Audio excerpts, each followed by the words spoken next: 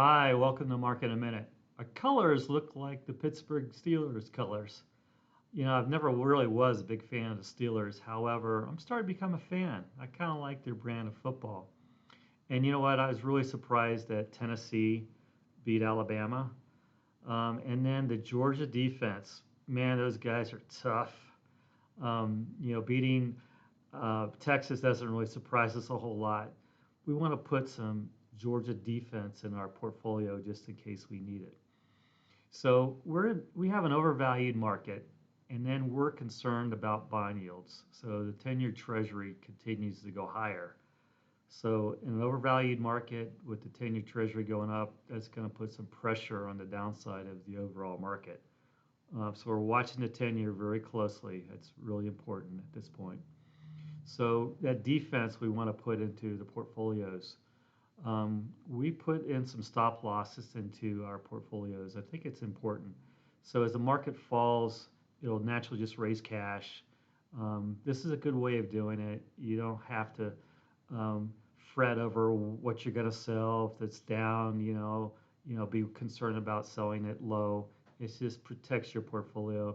It'll raise cash, and then you can use that cash to opportunistically buy other things when the market starts to improve, or you can use the cash to hedge your portfolio if you need to by using inverse ETFs.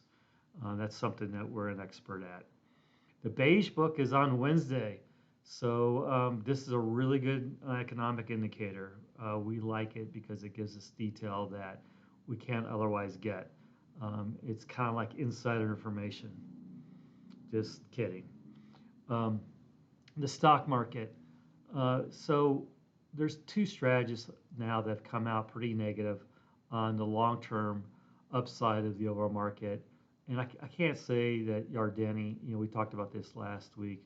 Ed Yardeni, longtime market strategist, he's good at what he does. He's pretty bullish most of the time. He's seeing about 6% growth per year out to 2030. So that's not very much compared to what's been happening.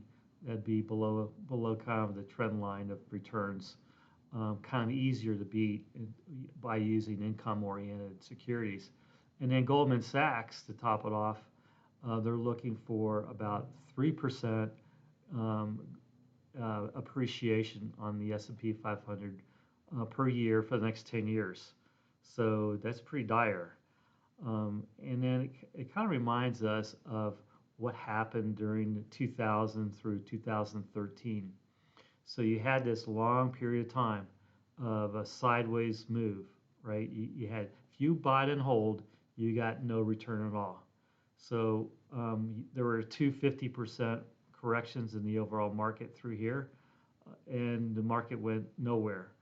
I don't think we're going to have 50% corrections, but we could. The valuations are primed for it at 22 times earnings over the next 12 months. That's high. So if anything goes wrong, we're going to see a pretty negative move in the overall markets. So sometimes in the long term is maybe easier to predict than the short term. So in the short term, the markets may continue to go up. Who knows? We might have a melt up. Might continue to go higher. But in the long term, it's kind of hard to beat. It's kind of hard not to follow the rules of economics where you have earnings at a certain rate discounted by the 10-year Treasury. It's kind of hard not to have that. So anyhow, looking out over the longer term, we think it's prime to use sort of tactical strategies in managing portfolios. Protecting your downside is going to be really important. So we saw the Federal Reserve cut interest rates by 50 basis points. And then look at this, the 10-year Treasury, it's gone up by about 60 basis points now. So the 10-year Treasury went up about 60 basis points when the federal fund cut interest rates by about 50. So what's wrong with this picture? We think that the bond market's saying, given the level of government spending, if you cut interest rates, you're going to fuel inflation. So the economy isn't weak enough with that high level of government spending to have yields go down. So I think that the market is saying if you continue on this path, interest rates are going to go higher, and it's really going to hurt the valuations of the overall stock market. So looking out to 2025, the current expectation is about $275 in earnings. And if you put a 1% risk premium on that 10-year treasury, you get about 5,200 on the S&P 500, which is down about 10%. And we're a little concerned that the 275 is not going to be met. So one thing that would make us more optimistic is if Trump gets elected and he puts in place his tax policies to bring back manufacturing to the U.S., we could see a nice pickup in GDP growth on the private sector. That would be probably pretty bullish, and it would move into other areas of the overall stock market, not just the mega cap stocks. So we've had no mega cap stocks report, so nothing really going on there, except Taiwan Semi did report. What we take away from that is those revenues were good, up 13% sequentially. That should give some confidence in Nvidia if it didn't need it already, right? The stock's been on a nice run. So we think Nvidia probably has a lot of expectations already built into it at this point for a good quarter. And Taiwan Semiconductor, either that AI portion is really growing strongly, or some of the areas that have been weak are starting to pick up. Don't know for sure, but we think it's a positive for those the NVIDIA type of chips. However, kind of what makes us wonder a little bit, ASML did say that the artificial intelligence sector of their business was strong. They disappointed. They brought down the expectations for next year of being at the lower end of their previous range. ASML new expectation is now 30 to 35 billion, down from 30 to 40 billion. So they brought the expectations down to the lower end of the range. Stock got slammed. This is a good company. We owned it. They have a monopoly on what they do. You can't do high-end chips without their product. So this is on our buy list to buy more of it at some point in time. The banks had good earnings, and the stocks responded. You can see over here the banks. They were looking at basically flat earnings going into the quarter, and now earnings up about 5%. And then the healthcare stocks, kind of the opposite. They were looking at 11% earnings growth, now at 5.7%, and that's coming out of the services area of the healthcare area, not the drugs themselves. We like the drugs, so you can see some of this reshuffling that's going on in the healthcare area. Okay, the S&P 500, those estimates have come down a little bit. So they were over 4%. Now they're more like 3% earnings growth this quarter. The energy sector's a reason for that, and we don't think the energy sector really matters a whole lot in terms of the current expectation. We are thinking that the reason to own this is nice steady growth going forward. However, there could be a black swan event to really pop the price of oil higher, and these stocks reflect pretty negative sentiment towards the group. So we're looking at the earnings estimates for next year. They've come down. So they were about $280 for the S&P. Now they're about $275. We think they'll ultimately be somewhere in that $250 to $255 range, provided that there's no recession. So more like 5 to 10% sort of growth next year, not the 15% that's currently that's expected. And this is going to have a dampening impact on the valuations of the stock market when analysts have to continue to guide down their numbers. So we think the analysts are now more focused on what's happening in 2025 and having to adjust their estimates lower. And we'll see that trend continue in the fourth quarter and first quarter.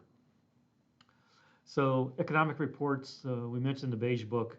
As we said, we really like this report as it gives us information that we generally can't get ourselves. It's kind of an insider view of what's going on with the economy. And the Federal Reserve does a survey of these 12 different regions of the U.S. economy. And you can see that there were a number of the areas um, in the U.S. that had, negative growth or slight growth or stable, nothing really happening. So in general, last month for, September was pretty negative, kind of more recessionary feel to it. We'll see on Wednesday what that report looks like. That's going to be really helpful to have a view into maybe the fourth quarter on how things are going. Just remember, there's 6 less days of shopping in this holiday season. That's going to be a problem for retailers. So, 6 less days that people can go out and buy gifts. That's pretty darn significant. In terms of wealth management, so back to how to make money or protect yourself. So again, we think the market's overvalued, and we're concerned about the rise of bond yields. So as bond yields go up, PE should go down. So we need to watch that. It doesn't happen day to day, but there's a high correlation between the two. We like income stocks. So we think that the overall market is somewhere in that 3 to maybe 7% sort of returns over a 5 to 10 year period, something like that. So we can get yields into that 5 to 10% range, say 7.5%. We're probably going to outperform. So we see a number of stocks that are income-oriented stocks or income and growth-oriented stocks.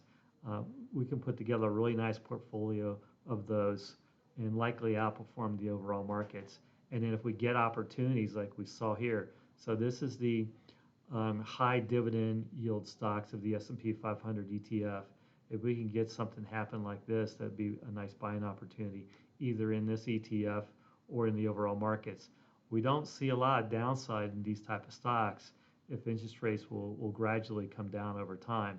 So we think that this is a nice area to be. And then the small cap stocks and mid cap stocks, if Trump puts his policies in place to bring back manufacturing in the U.S., those are going to catch fire. That's going to be a really strong area. Plus, if Trump gets elected, we think that the biotech stocks outperform in a major way. So we think there's probably a lot of changes that'll occur there. It'll be a more business-friendly FDA. We think, given that the environment we're in, we want to put that Georgia defense in place, right? We want to put a defense that can protect our portfolios if the market drops. So we want to put stop losses in place to protect the downside. If we get hit on those stops and the cash goes up in our portfolios, we can use that money to opportunistically buy things, or we can use it to add some hedges in the portfolio to even be more defensive if we think we need to. So tactical in general should outperform nicely in this sort of market environment that we are concerned about. So we are in a market of highly valued stocks. Even the non mega cap stocks are getting to be highly valued. They're starting to move, and so the market in general is up there in terms of valuation. Bond yields concern us. It kind of locks the Federal Reserve into not being able to do a whole lot without really pulling down the overall stock market. So that's a concern. So you can't have both. You can't have, we're going to cut rates and really invigorate the economy. If you cut rates, then bond yields are going to go up. That's the mentality of the market right now. So thank you very much. If you ever have any questions, please ping me. Or if you want to set up a conference call, discuss what we do, happy to do that as well.